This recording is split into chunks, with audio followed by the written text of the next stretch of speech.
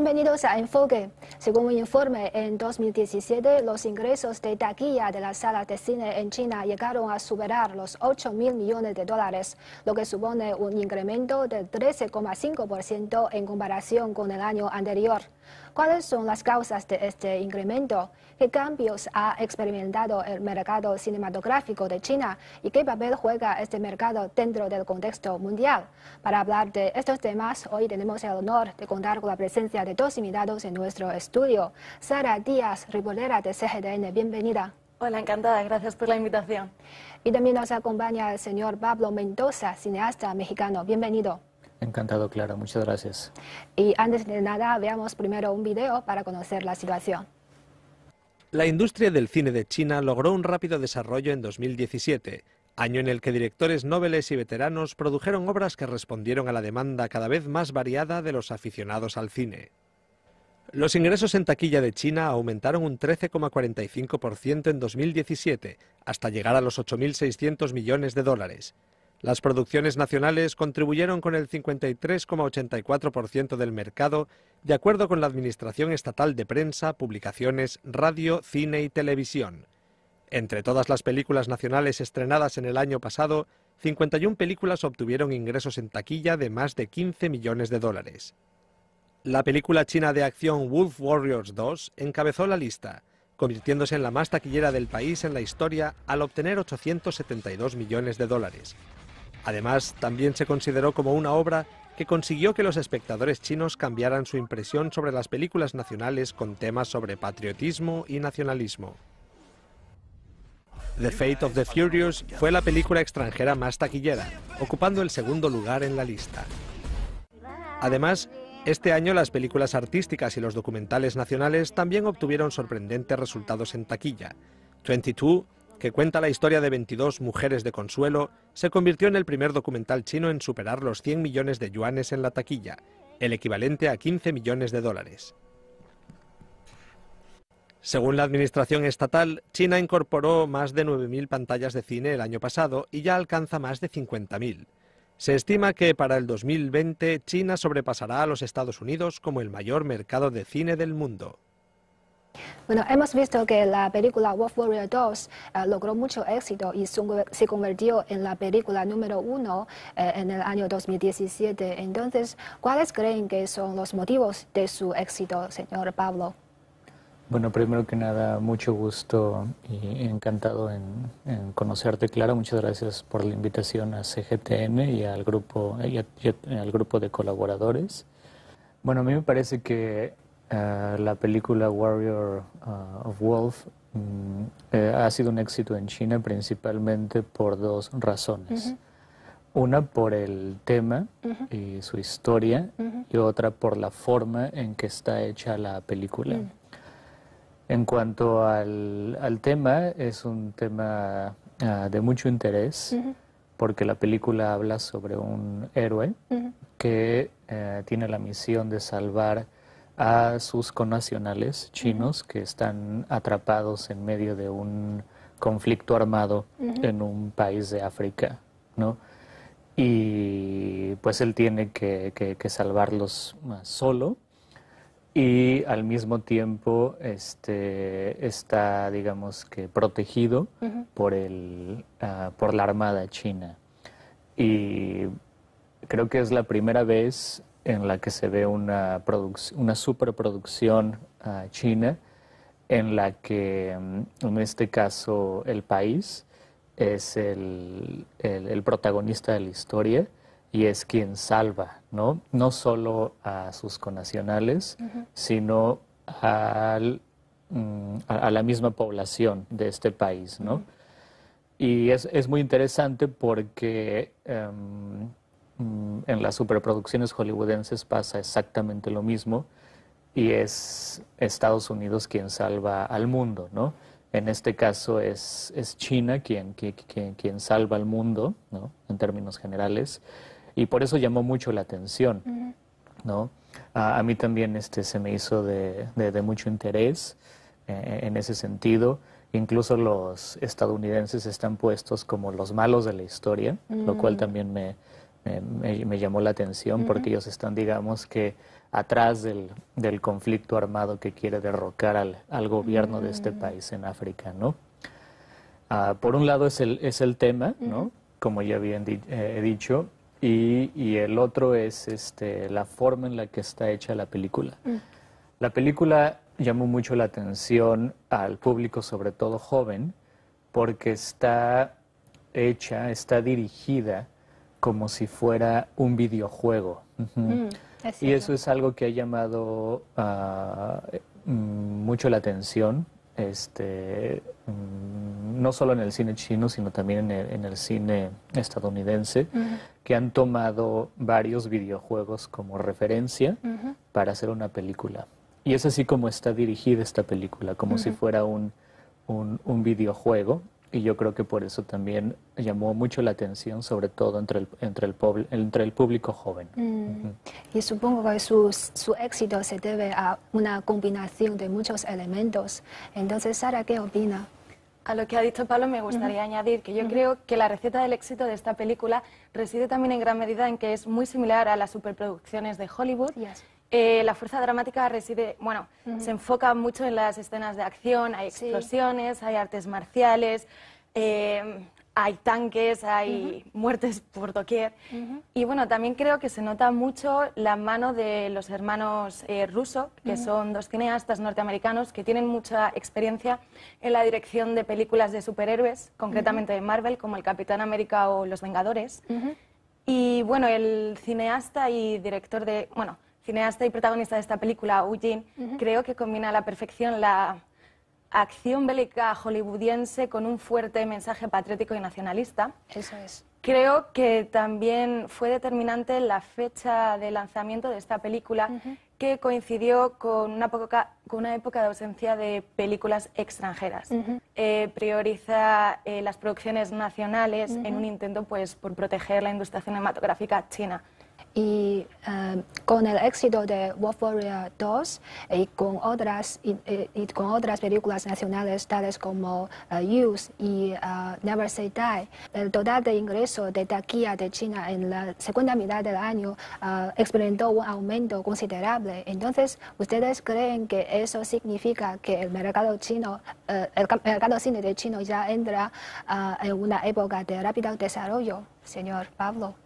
La aceleración del mercado cinematográfico tiene que ver con varios factores. Uno es la realización per se de una película y que el tema sea llamativo. Por ejemplo, en el caso de Feng Xiaogang, que ha tenido una carrera muy exitosa, el éxito de sus películas se debe sobre todo a los temas de interés que ha encontrado en la sociedad china, ¿no? En este caso. Como por ejemplo, la primera película que yo vi de Feng Xiaogang, Shouji, Celular, habla de un tema que en esa época, porque la película ya tiene algunos años, pero incluso hoy en día sigue en boga, ¿no? Digamos que el amante o la amante escondida que se encuentra en un celular, ¿no? Ese tema en China es pues muy importante, ¿no? Es muy comentado. A lo mejor esa película en otro país como Francia podría ser un poco irrelevante, ¿no? Porque a lo mejor no les importa lo que ocurre en el celular de tu pareja, ¿no? Pero en China sí importa. Entonces vamos viendo a lo largo de su filmografía que él siempre va adoptando temas que son de interés en la sociedad china, como por ejemplo el terremoto de Tangshan. Esa película la hizo sobre todo porque en el 2008 ocurrió el terremoto en Sichuan, ¿no? Y también Wopushe Panjin Lian, ¿no? Que habla sobre pues las políticas anticorrupción, ¿no? Del país. Entonces creo que para que el mercado de la cinematografía china continúe como lo ha hecho, tiene que ver principalmente con los temas que un director elige y también con la forma en la que se ha propagado el cine en China, ¿no? Cada vez le llama más la atención a la sociedad ver películas y es increíble ahora que mostraron el video ver también la forma en la que es tan fácil acceder, no sé, a la compra de un boleto de cine, ¿no? Eso es algo que también me sorprende mucho de este país, la forma en cómo han revolucionado su economía a través del manejo del celular, ¿no? Uno lo puede comprar todo por celular, Sí. Y yo pienso que ese también, ese sistema ha contribuido mucho a que la gente vaya al cine. Más al cine. Bueno, otro fenómeno muy interesante que es el éxito que tienen las películas producidas por el grupo Mahua Fan Age, en chino lo llamamos como Kaixin Mahua, y en el año 2017 lanzó su tercera película.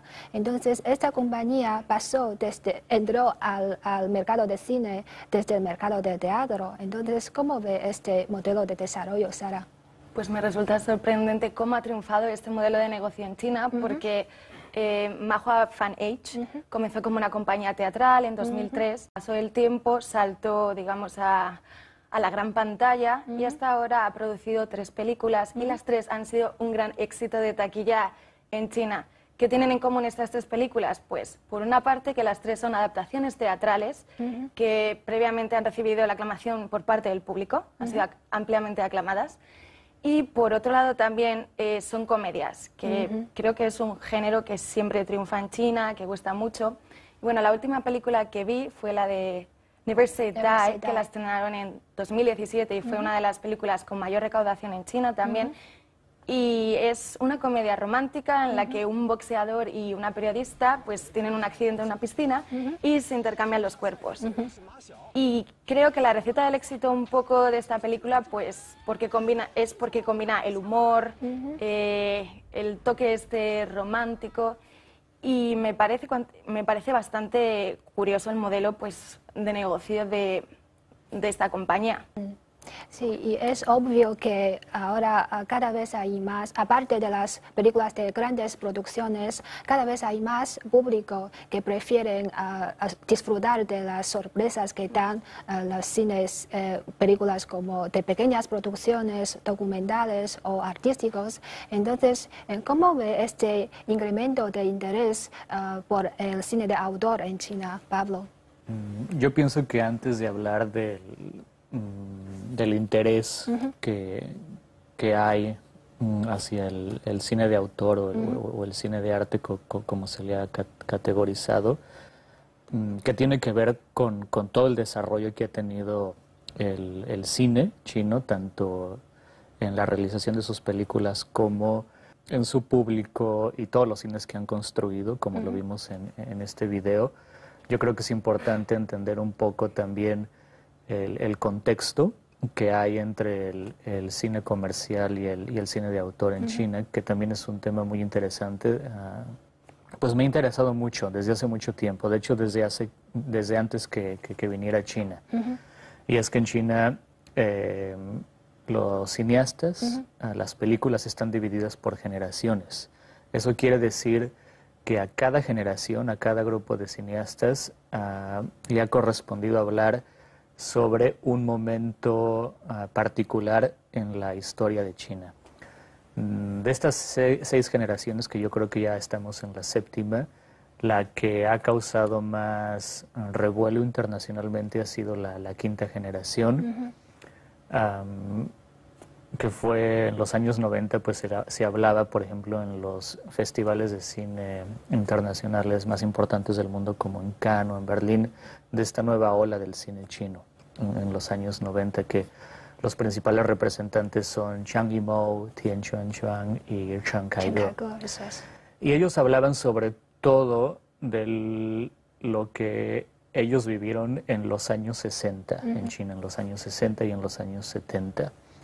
Sus carreras fueron, bueno, más bien sus películas, sobre ese momento en la historia de China fueron muy exitosas, internacionalmente hablando, y se convirtieron, digamos, que en los principales pilares, ¿no?, del cine chino contemporáneo. Posteriormente se les fueron como acabando los temas, o no es tanto que se les empezaron a acabar los temas, sino que quisieron explorar en otros campos, que es algo muy normal, ¿no? O sea, uno también tiene que explorar en otros campos.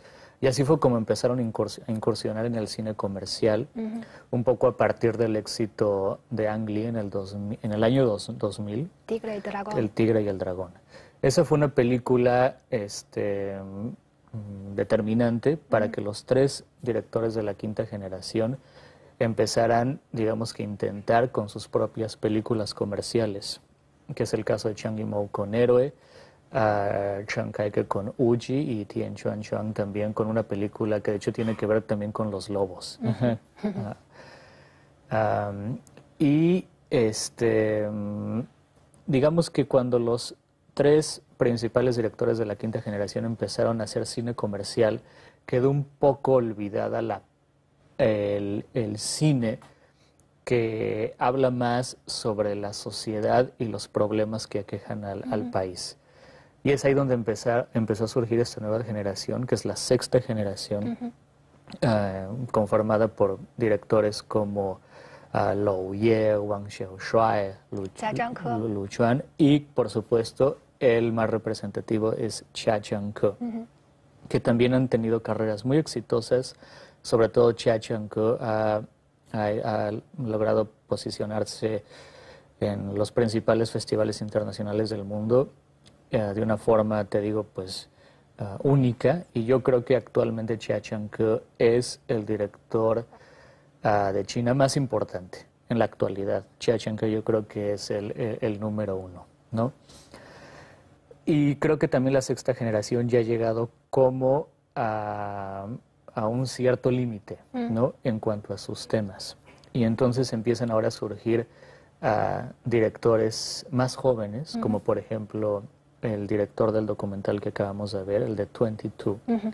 También se empiezan a hacer muchos documentales interesantes en China, que de hecho también el documental en China se ha hecho muy bien desde hace mucho tiempo, y eso también en parte gracias a la televisión, ¿no?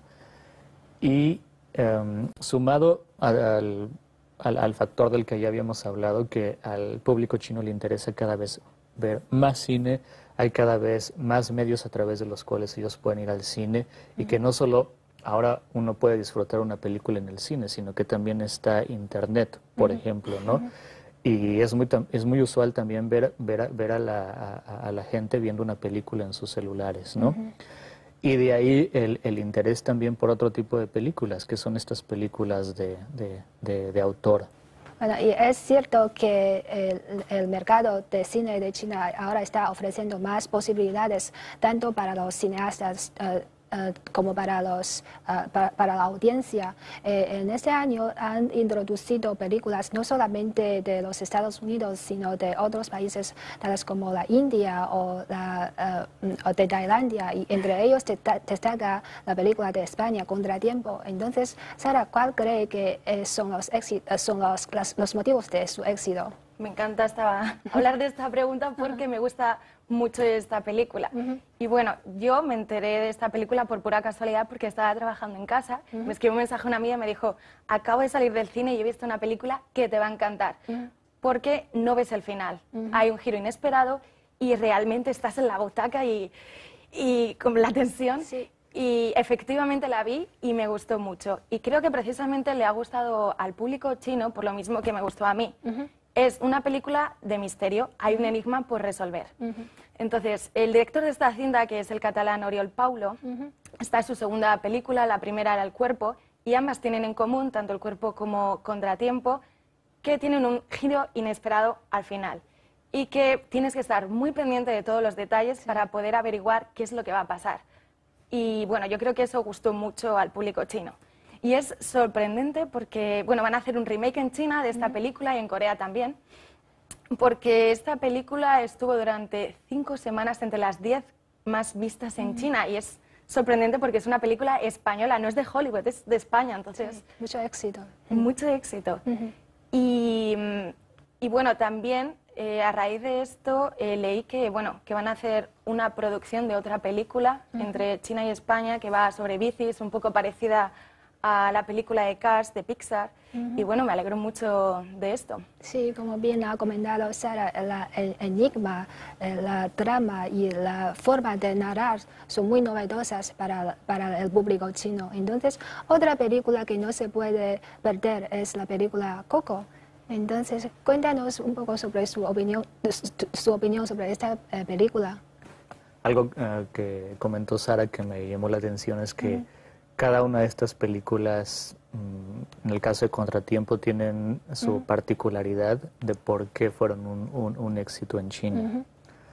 Yo antes de ver la película vi que la publicidad que le estaban haciendo en Coco, de hecho, era muy poca, a diferencia de otras películas hollywoodenses, ¿no? Yo pienso que también fue el voz a voz, como dicen en México decimos vox populi, ¿no? Bueno, que era la gente que realmente iba a ver la película y le contaba así a sus amigos, a sus familiares, de que era una película extraordinaria, ¿no? Y así fue como yo creo que se fue pasando la voz en China. Digamos que la receta por la cual fue un gran éxito en China es porque los chinos se vieron identificados con muchas cosas de su propia cultura y sobre todo sorprendidos, porque la película habla sobre el Día de Muertos y es la forma en la que los mexicanos abordamos la muerte, ¿no? Que de hecho también en China se le da mucha importancia. Ustedes también tienen de alguna forma su Día de Muertos, que es el Qingming-Xie. Y en cierta forma es lo mismo, yo así siempre lo he visto. Por ejemplo, en el Año Nuevo Chino, cuando los familiares van al cementerio y ponen también el alcohol que le gustaba tomar a los antepasados. Entonces hizo un clic inmediato con el público chino, pero lo que más les llamó la atención es como esta visión positiva, ¿no? Sobre la muerte, porque en China sigue siendo un tabú, ¿no? Es algo de lo que no se habla mucho, más bien es un tema al cual no se atreven como a encarar, a abordar. Entonces, de alguna forma, esta película fue como una revelación y una liberación también, porque era como por primera vez que ellos hablaban de un tema que está muy presente también en esta sociedad, pero que por primera vez ya lo podían como que expresar libremente. Y ese sentimiento como de liberación fue la combinación perfecta para que esta película fuera un gran éxito en China. Sí, es que sigues viviendo si tu familia se acuerda de ti. Entonces claro, la muerte no es la final, es otro tipo de tu existencia, ¿no? Claro, entonces, sí, lo más importante es tener siempre presentes a nuestros seres queridos y una vez que se termina la memoria es cuando se da la verdadera muerte, ¿no? Sí, por eso es tan importante el amor de la familia, para que todo el mundo se acuerde de ti. Y Coco fue bien recibida por todo el mundo, tanto en los Estados Unidos como en China, pero pasa algo muy interesante también, que en el año 2017 algunas películas producidas por Hollywood no tuvieron muy buenos resultados en los Estados Unidos, pero en China sí. Entonces, ¿cómo ve este fenómeno? ¿Creen que el mercado de cine de China ya juega un papel cada vez más positivo en el contexto mundial, Pablo? Si hablamos del cine industrial hollywoodense, estamos hablando del principal medio de difusión como de la cultura estadounidense, ¿no? De hecho, Hollywood es prácticamente como su ministerio de cultura. En Estados Unidos no necesita un ministerio de cultura porque tienen Hollywood. Es así como muchos lo ven. Las películas, tanto en China como en México, de Hollywood, son muy vistas por este fenómeno, porque nadie puede competir con Estados Unidos en este sentido.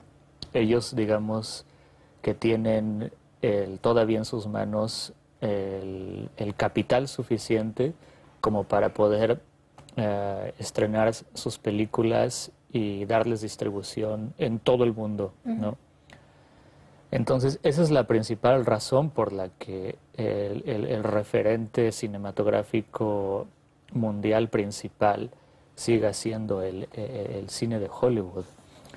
Pero yo más bien creo que las películas hollywoodenses en la actualidad, estoy hablando como en los últimos 10 o 15 años, han atravesado como por una crisis de contenidos.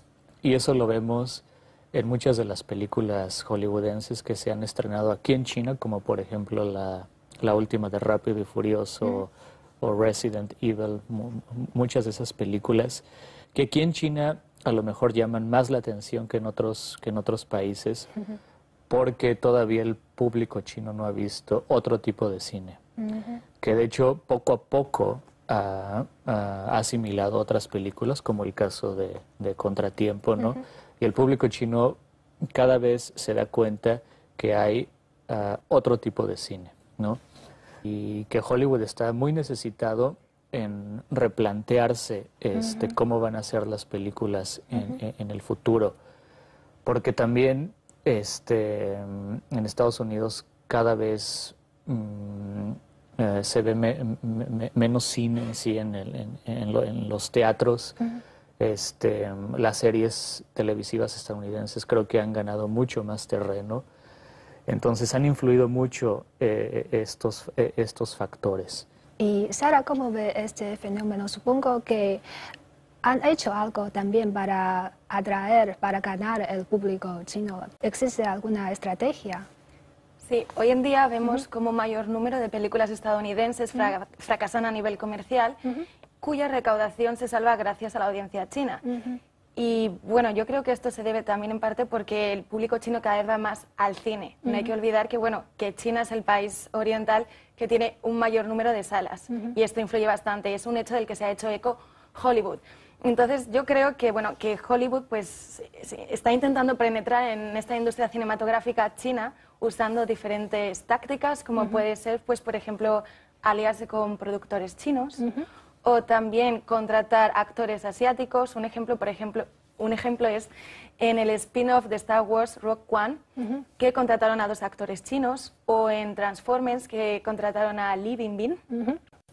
Otro ejemplo de este intento de penetración en la industria cinematográfica china es hacer pequeños guiños a esta cultura. Como puede ser, también en la película de Transformers incluyeron la marca de una leche china y en la película de Independence Day, la segunda parte que lanzaron creo que hace un año también en China o hace 2, incluyeron el servicio de mensajería QQ. Entonces, yo creo que la industria cinematográfica de Hollywood y la de China no son enemigos, sino que se pueden complementar y encontrar un beneficio mutuo. Es decir, China tiene capital humano, tiene capital económico, pero le falta conocimiento. No ha logrado crear una película que realmente llegue al público occidental. Entonces, en ese sentido, Hollywood puede echar una mano. Hollywood tiene experiencia en distribución, en marketing y sabe cómo contar historias. Entonces, yo creo que se pueden beneficiar y que el papel de China va a ir creciendo. Hemos repasado un poco la situación del mercado de cine en el año 2017. Entonces, ¿cómo prevén el futuro para este año? ¿Tiene algunas expectativas? Veo un panorama bastante prometedor en el mercado del cine chino, siempre y cuando tanto los realizadores como las compañías productoras sigan manteniendo la importancia en el quehacer cinematográfico. Eso significa tener rigor y compromiso a la hora de hacer una película. Y hay que tener en cuenta muchos de los